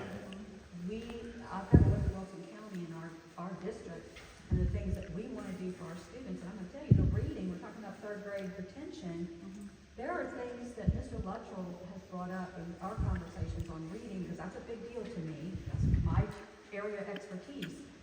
And I would say, well, why aren't we doing this? And he goes, can't do it. RTI required by the state, and I'm gonna tell you, the RTI program in and of itself does not have a good track record. And yet the state's requiring it. There are programs that the state are going, we must do this, and if you look at the research, it's not supported, and yet we're required to do it anyway. And yes, if you are open to that, I will bring you a pie. Why don't you all, by vote, establish a working committee that creates a list of things that are constraining, and let us have that. I think that would be excellent, and, we'll do what we can. We'll do what we This can idea do. that we Sometimes it in is a Wilson federal County, this is the same argument I heard again from the state I came from. Everybody's got to do it because New Orleans. Because New Orleans is this way, everybody has to do it. Then why don't you not dump money into every district, and I don't mean take our money away, okay, don't hear me that way. But, for example, if Shelby is having a lot of problems, then focus on Shelby. And let us have a little more freedom to do what we need to do, and whether Shelby likes it or not, if they have failing schools, then Use a work with one-size-fits-all them. Band-Aid. And then you've got one other layer that y'all have to think about, because let's say you pass this bill, now you have SBOE and DOE promulgating rules. And I was looking at the bill, and a lot of the stuff, they say there's, we're gonna have all this autonomy, but the DOE is gonna determine how this gets promulgated. They're gonna determine the rules and the regulations. I've sat in those committee meetings as well.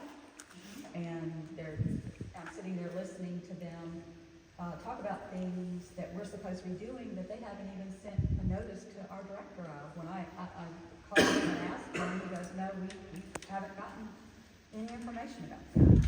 And there is a big disconnect between our DOE and our SBOE. If you don't go after the information, it doesn't always get to us. And we also get dinged for things, and I don't know if you're aware of this.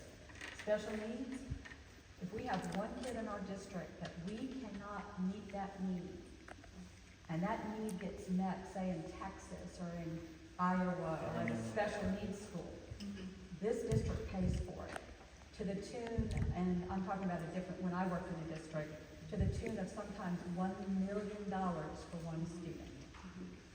And it comes out of our budget, even though it's a federal mandate. And a lot of that, people make constitutional arguments because it's equal protection of the law. And the law has to be applied equally from Memphis to Bristol, equally across everybody. And that's why, like you and I have discussed the cell phone issue, and you keep asking, you're gonna file a bill, you're gonna file a bill about the cell phones. And I just keep putting it back to you saying, I'd rather y'all make rules that are suitable and that are doable and that are suitable according to your needs. Because if we make a state law, it applies to everybody from Memphis to Bristol, and you might not like it. And that's why we prefer it be handled locally. I think the focus needs to not be on voucher money, but as Dr. Myers and Mr. Luttrell said, are all the mandates that are pushed down. I know a lot of teachers that quit, not because they don't love students, they don't love teaching. They don't love all the things involved in teaching now. When Mr. Luttrell and I started, we talked about it. We were handed chalk and a grade book and said, let me know if you need me. And then later on, in mine, we had, this is aging me, but we had basic skills first. We had to check it off as our students mastered these. And now we're in standard. Now we have to do 120 minutes of reading, 120 minutes of math, RTI, and we get deemed every year because we're not offering enough PE time. Well, we don't know where that PE time comes from.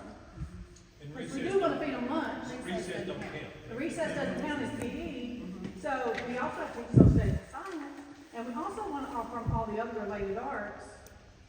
There's not enough time in the day to do everything that people who aren't teachers, So, teachers to but do. all that comes from the state, that doesn't come from Wilson County.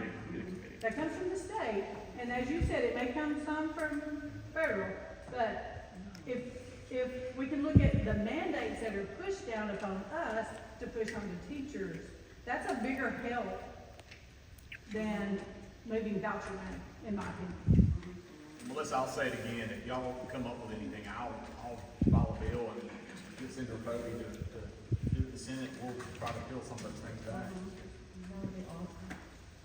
Because we could do so much more with our There is kids. a deal, HB 030, but EL accommodations on testing, I do support that. I would Of the ESL, I would on the even TCAP. support it on IEPs and 504 somewhat. I mean, I realize when you get into the real world, you don't have accommodations and you have to function like everyone else. But all year long, teachers are told, oh, you must do this for your students so that they're successful day by day. But then at the end of the year, we're gonna give them a test and no one can help them. So we're setting them up for failure. So I do support that. And I would, if you could do the amendments in it to add other things, I think that would be great. That's done. So, and I'm familiar with the bill, okay? And I would advocate this, that kids that are here with the second language, that we're here, they shouldn't be a teacher's responsibility. If I don't speak a certain language, and they're in my I shouldn't be held accountable as a teacher to do that. To find a way to exempt them from that test would be, I think, a better way to be doing it and help them get in there. I don't think having an interpreter to help them take that test, that teacher doesn't know what that interpreter is doing or not doing. I would rather get that teacher exempted than going along that way. I would look at the state board, they had a discussion about ESL this past year, and the testing that's required to move them into fluency. So I maybe look into the idea. That's If they more are where I not would at be, the fluency level where they can Yes. take a test, then we I would would be exempt them or something like that. much I more would check with the comfortable with that. SBOE on that, Yes. of how they move out of that Okay. program. So Melissa, that's the direction I would like to be, and give my teacher a break from that test on that student. I agree. I just say every following year, we have to do what we can.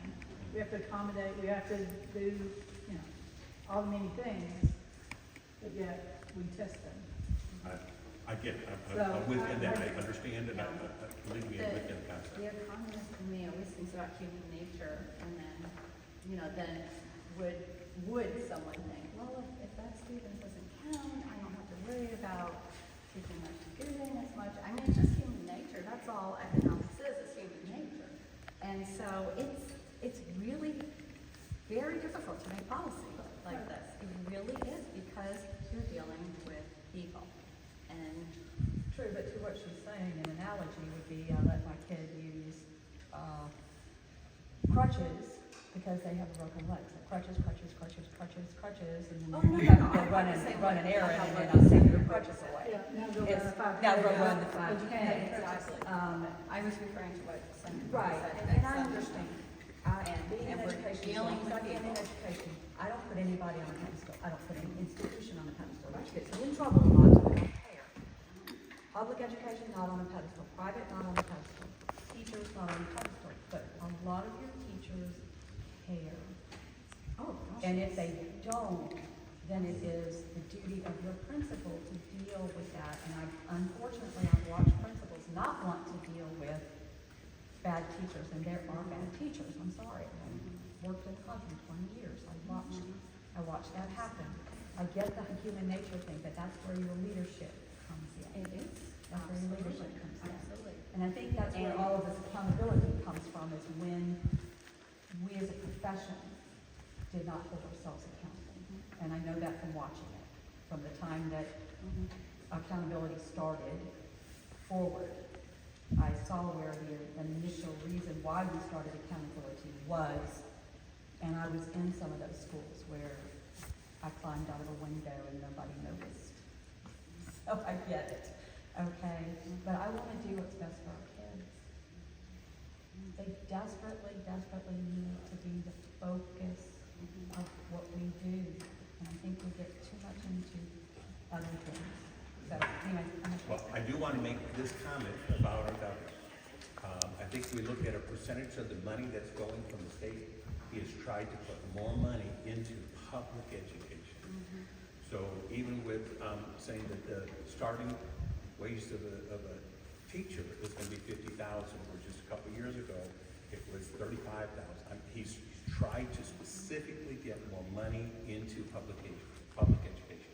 So he has not backed away from supporting public education. As I look at the number of dollars we're spending in as a percentage, it's grown for public non-training. But it needs to keep it up. I think that's my biggest concern. I agree, a lot's been done, but when you still look comparatively around the nation, what we spend, it's not that. Now, there's been great strides, but when you're working on a goal, when you're focusing on a goal, and I see this come up, that's money that could go to the goal. I'll say, And that impacts everyone. And so that's been my whole thing. Are we committed to finishing?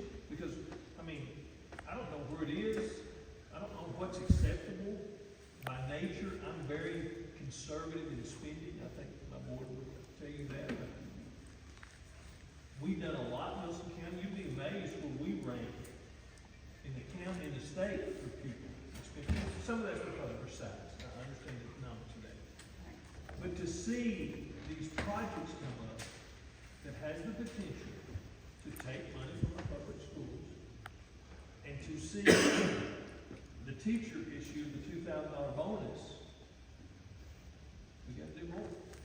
And we don't need to be taking side steps. You know, the word experiment, in my career, we've experimented too many times in education. We gotta get away, we gotta get to what works. And our kids should not be an experiment to see what we think, even if it's a popular experiment.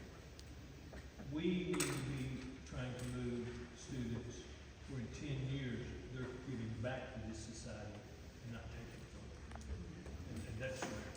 Wilson County has been very fortunate in the starting teacher pay thing, because we've been able to keep that pay raise up for everyone in our district, not just our new starting teacher pay. Going to some of our fall district meetings, there are school districts, smaller districts that don't have the funding that we have, that have literally only given that pay raise to their starting teacher. So hearing that there's a new fund out there that really could have raised those smaller districts' teacher salaries, because I know they've got older teachers who have been in that field for years and years and years who weren't getting those raises. And that's not fair, that just because you're older or have more experience, that you're not getting those pay increases like the younger new teachers. That's not fair. So, Wilson County's fortunate, and to know that there's money out there and it's going to a voucher instead of these experienced teachers that have invested in kids all these years. It's just wrong. I would have a question, just generally, I'm going to talk about what's going to happen with amendments and what's happened, or could, or what we want to see happen today. Each of you, what grade did you put on the title? About our schools are being graded. What about the voucher program? As it stands right now, it's been in place, what grade would you give it? That's a great question. I'm a parent, sorry, I'm a parent, but I'm also a taxpayer. All right, I love that parent choice. But I've been paying tax dollars since I was 18 years old. So however many years that is, so I wanted backwards. All right, sorry, educated, yeah, whatever. Thank you, math majors. I'm searching around on the backside. But anyway, I've been paying taxes since I was 18 years old. And not every person that pays taxes is a parent, or vice versa, So really, what kind of grade would we give? Because we're going to invest, we want to invest. You mean the current voucher program in Memphis, Nashville, and Hamilton, and right. Sure. Well, that was embroiled in a lawsuit for a lot of years, and really, it's basically just started. It was only 2023, I believe, when that was settled and they were able to get going. Well, And- Donnie, I would say, let me chime in here. Recently, I did see something as I was reading up on all of this, and the parents of the students that are in that program, it's a 99% satisfaction rate. I mean, the feedback we're getting is from the parents' perspective, they love it. Absolutely love it. 99%. Yeah, I mean, I saw that because I remember thinking, who was that one person that said, but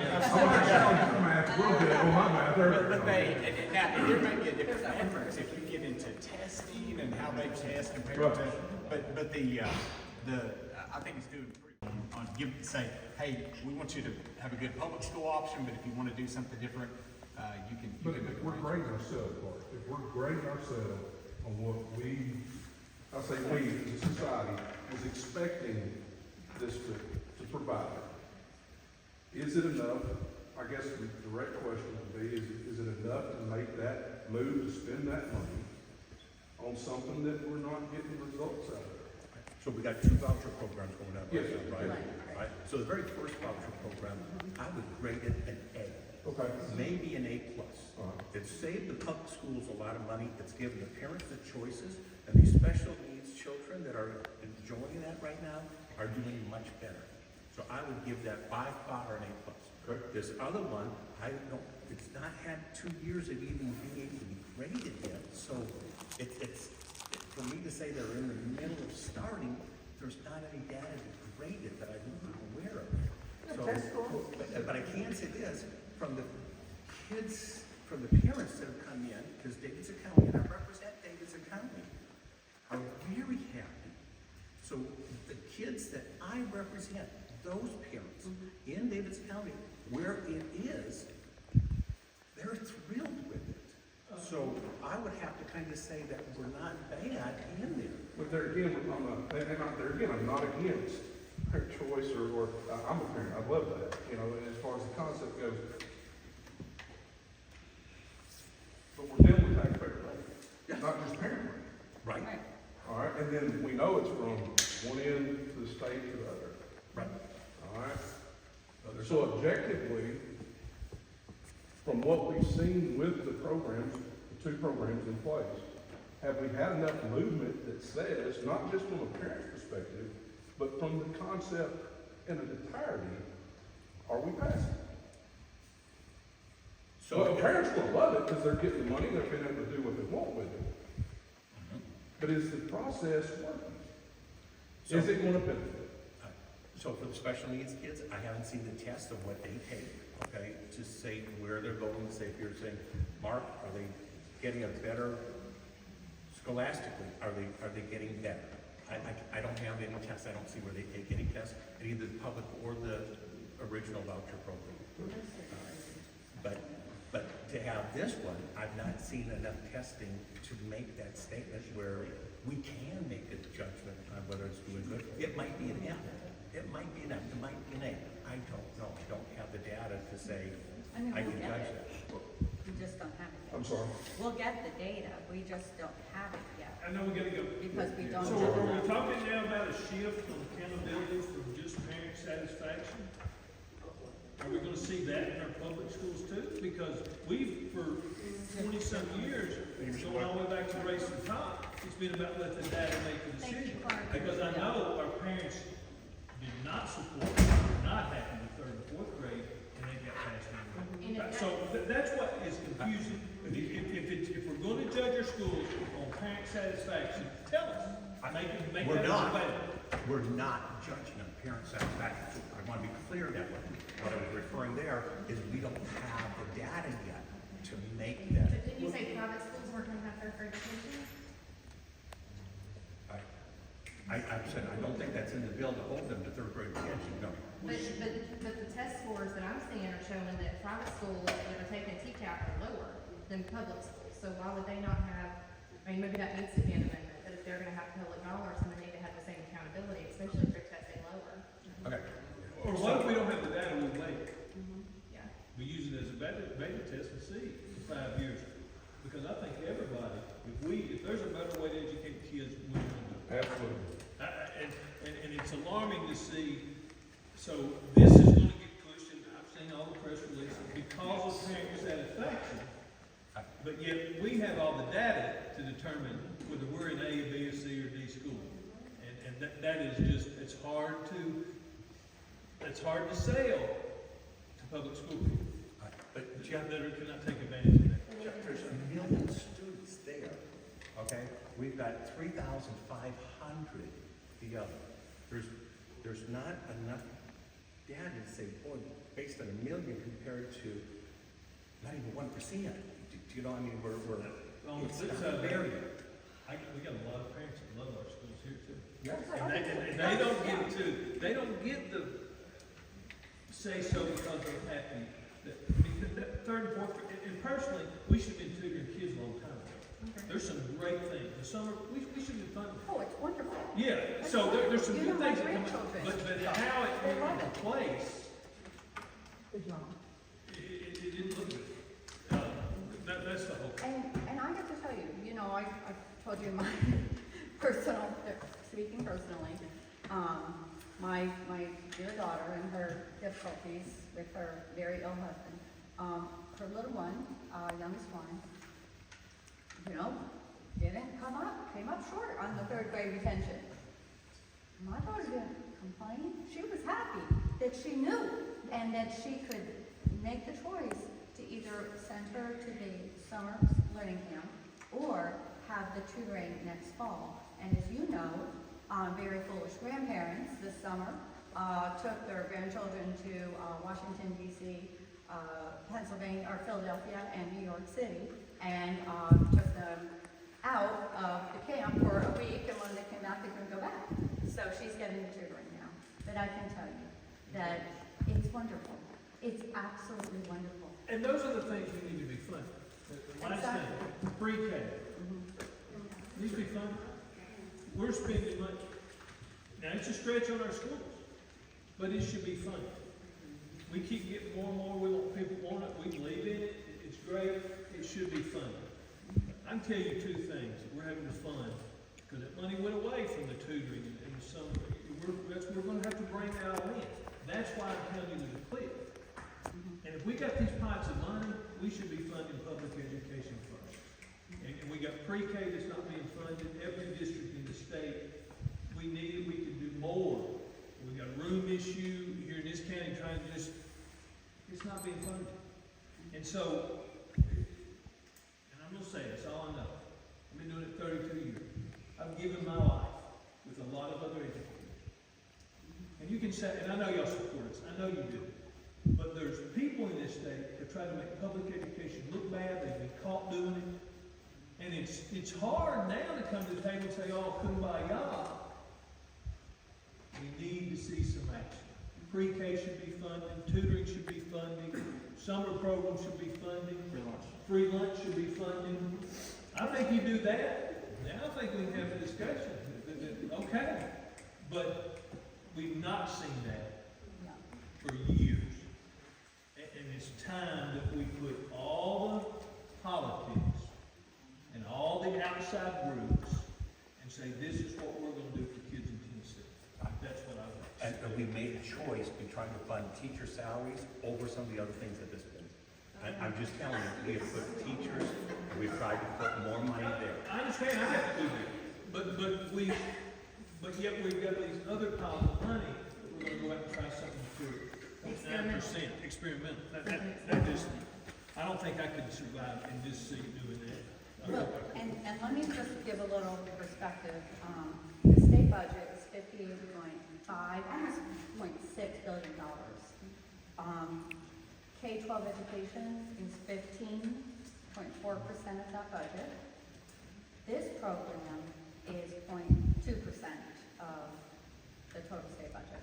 Think So 15% it would be goes to education. You know what, you know how much, 15.4. you know what percentage of Wilson County tax dollars goes to education? 70-something. 50-something. 50-something, yeah. For your capital Yeah. project. Yeah. Wow, so I mean, I'd like to see that bump to about 25%. We have to remember. No, we got so many other things. Oh. Hey, thank y'all for coming. I hope we can do this in the future. I know we went 2 hours, but this is a good conversation. Thank you so much. And I appreciate it. You wanna help teachers, you have $120 million in unspent money, I think that'll go a long ways to helping teachers. Thank you. Thank y'all. Thank y'all. I appreciate you being here.